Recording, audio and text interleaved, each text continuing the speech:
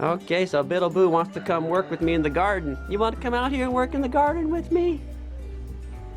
Is that what you're all dressed for? Yeah.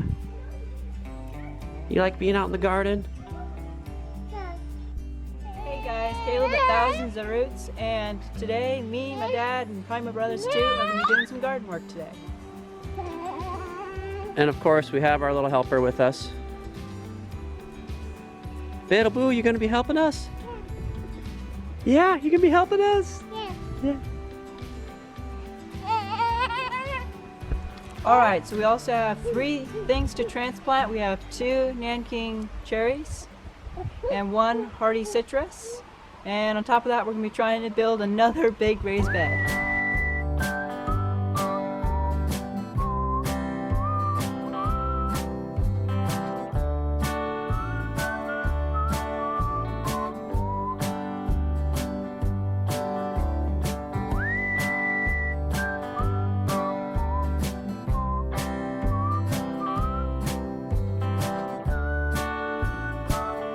Alright, so we're going to be transplanting the hardy citrus right here. And if you want to see the history of that tree, check out the link right here.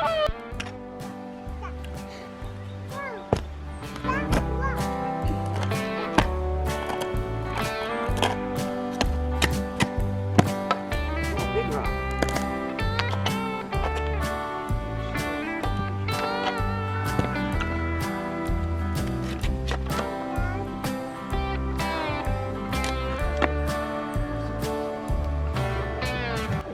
Rock Biddle. Right over here. There's some rocks. Yep.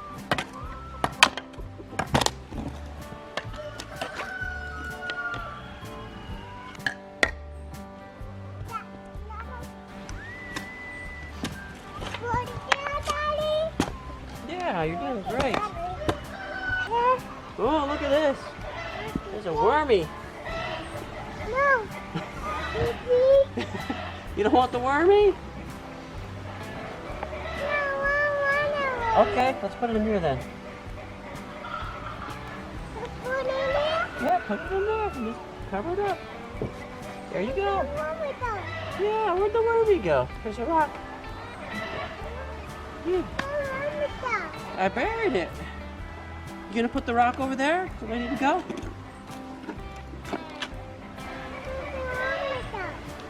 There's a big rock. Take that one.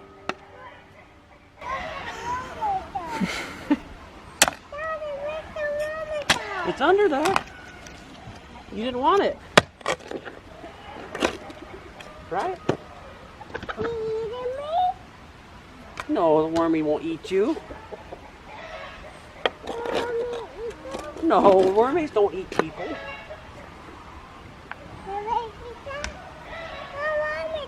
We buried it. We buried it so it's safe. Worms are good for the garden. Yeah.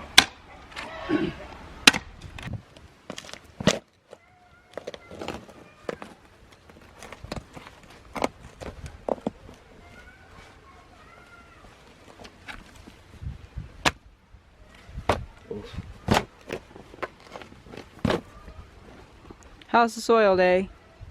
It's okay. I found some rockiness and clay, but not bad. Good. All right, we got it out, guys. Now let's go put this thing in its new home. Sounds good. All right, guys, so the fresh compost that's not done composting yet, but it's like 80% of the way there. I mixed just a little bit with the soil because the soil was really clayey. And I did like 3 parts of the soil to 1 part compost. So we'll see how it does.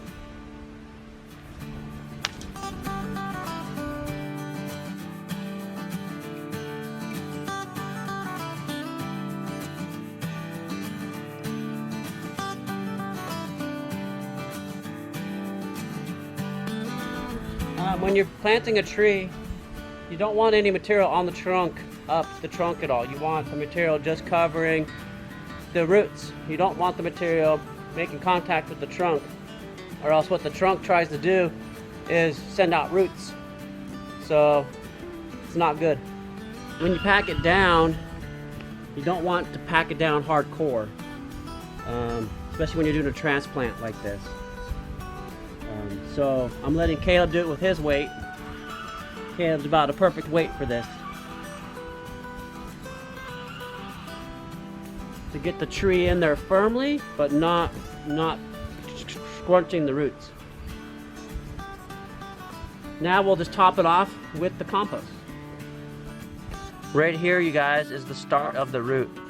So we do want that buried, but we don't want it any higher than that. We want the mulch or compost just up to here.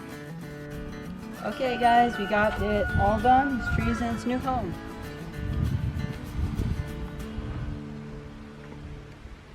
What do you think, hon? You like it? I think it looks happy there.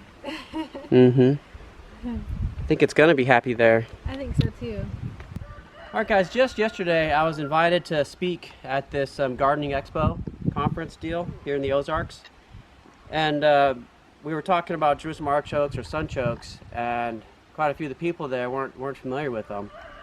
And they were saying, well, what's the best way to keep them? And me and another gardener, and he's super experienced, he's been gardening over 20 years here in the Ozarks, we both said you keep them in the ground until you're ready to harvest them.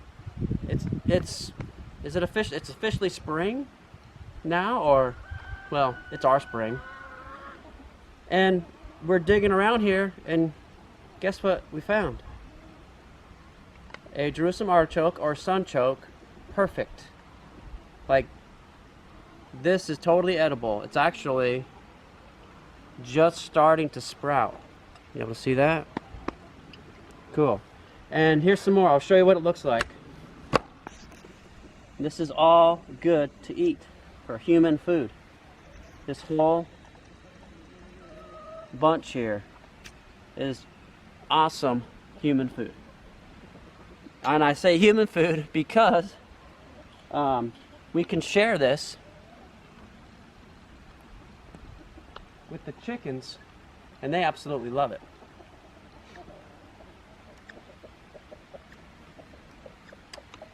So here's a harvest. We'll see if we're going to do anything with this, or if we're just going to give it to the chickens.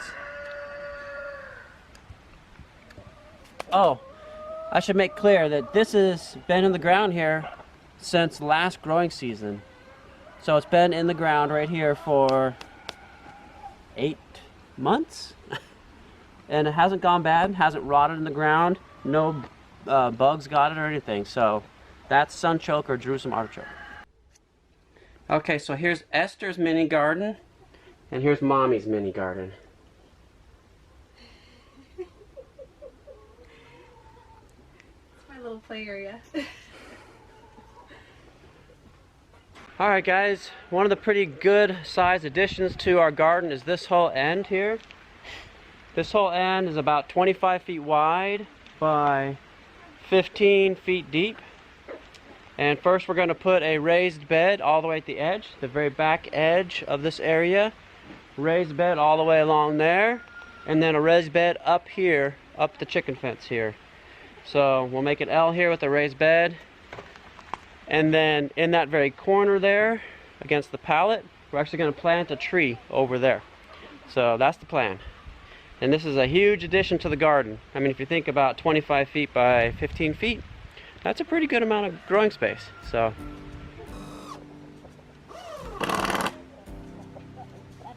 Okay, the bag's right there for the batteries.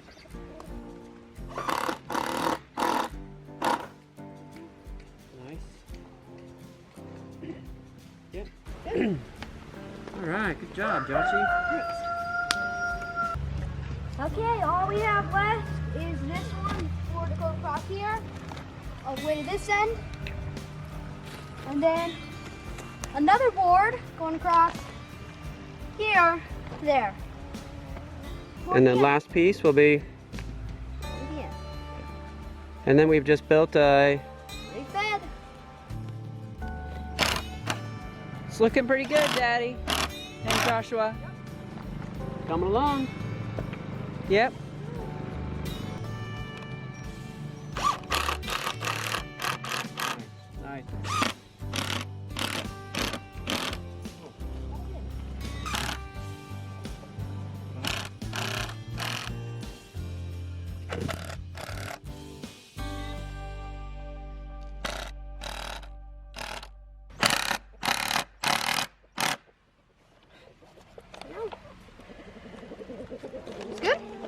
think there is anymore.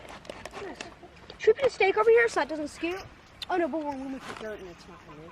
Yeah, I think that.